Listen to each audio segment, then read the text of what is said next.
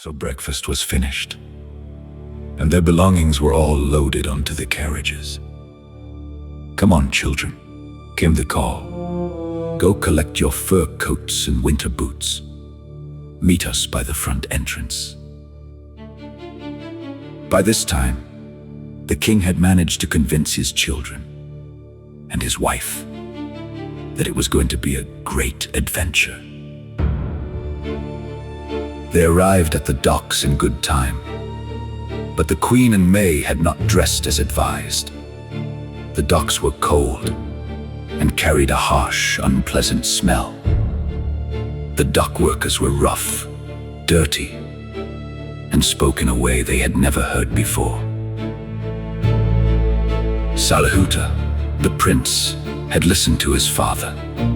He was dressed warmly and properly prepared, but his sister elbowed him and called him "Daddy's boy" right in front of the ship's crew. It made him feel foolish, and it did not sit well with the prince. The king and his household boarded the ship, the Shalapoon. They were shown to their quarters. The king and queen's cabin was the best on the ship, though the queen had many complaints about its cleanliness. The children's bunk room was placed beside their parents' cabin. To say they were disgusted would have been an understatement. Complaint after complaint filled the air, until the king spoke firmly. "If you prefer," he said, "you may swap rooms with the ship's crew." But when they saw the conditions the crew were living in, their complaints stopped immediately. Their bunk room suddenly felt luxurious. "I told you," said the king, "this is a learning adventure. The sooner you stop complaining, the sooner you will start enjoying yourselves." The king kissed his wife goodbye. Then he and his map plotters made their way to Captain Bell's quarters. There, they studied maps and planned the safest route. The king smiled. It felt good to be back at sea. He wanted to use his old maps, the ones he trusted, the ones that had never failed him. The plotters exchanged quiet smiles. Captain Bell said nothing. He could not refuse. The king was, after all, the king, and he had funded the voyage. What the king did not know was that the plotters were not loyal to him. They had been planning against him for years, and this voyage was part of their design. They had tampered with the ropes, leading the ship toward troubled waters. Once all supplies, food, medical stores, crew, and cargo were loaded, the command was given: "Away anchor." Slowly, the Shalapoon began to move, leaving the port behind. The children ran onto the deck, wind in their faces, excitement in their voices. They looked back at the land and called out together, "Goodbye, dry land. Hello, sea." And so, the journey began.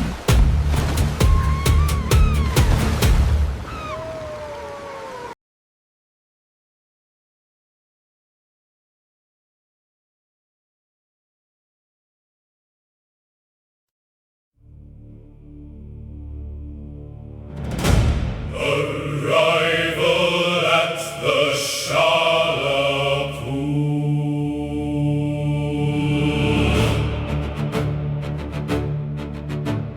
Breakfast done, the day is new.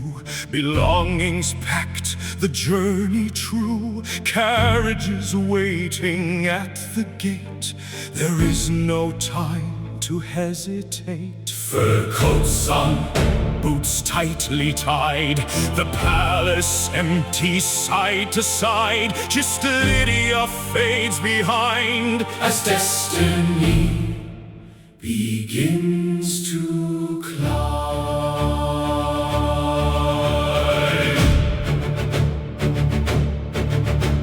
The docks appear in cold gray mist, a world the palace has not kissed. The air is sharp, the ground is bare, and strange new voices fill the air. Dock workers call in roughened tone, A language never theirs alone. the queen looks down, displeased, unsure. This is not the life we knew before. Salhuta stands in proper dress, Prepared for duty, nothing less. but laughter cuts in from the side. His sister mocks him sharp with pride. Daddy's boy, She calls him loud. before the watching shifting crowd. His face goes still. The silence tight. A wound is formed in morning light. To the Shalapoon we go, through the cold and shifting flow, from just Lydia's golden shore to a world we've not known before. To the Shalapoon we sail, through the mist and through the gale. Every step now leads us on to the place we once belonged. The cabins wait, both rich and small, The king takes pride in naming all, but queen complains in quiet tone. this place is rougher than our home. The children enter, voices At rise, bunkroom walls and low disguise, until they see the crew below. and suddenly their anger slows. If you would trade your place They tonight, look beyond your royal life. for comfort fades when truth is shown. Strength is built when discomfort's known. We see it now. We understand. The world is larger than command. Below the decks the charts unfold, old routes drawn in ink and gold. The king returns to seas he knew. The ocean still remembers you. The plotters watch with careful eye. Their smiles too still, too well The disguised. captain nods but cannot break. The weight of plans they did not make. But in the ink of ancient maps lie hidden turns and silent traps.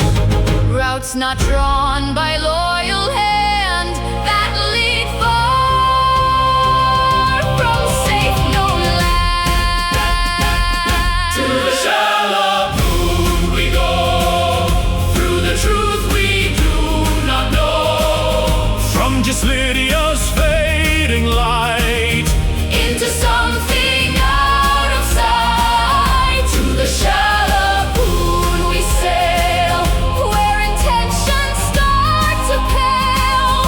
and beneath the king's command, Something shifts beneath the sand. something drawn, Something planned. something hidden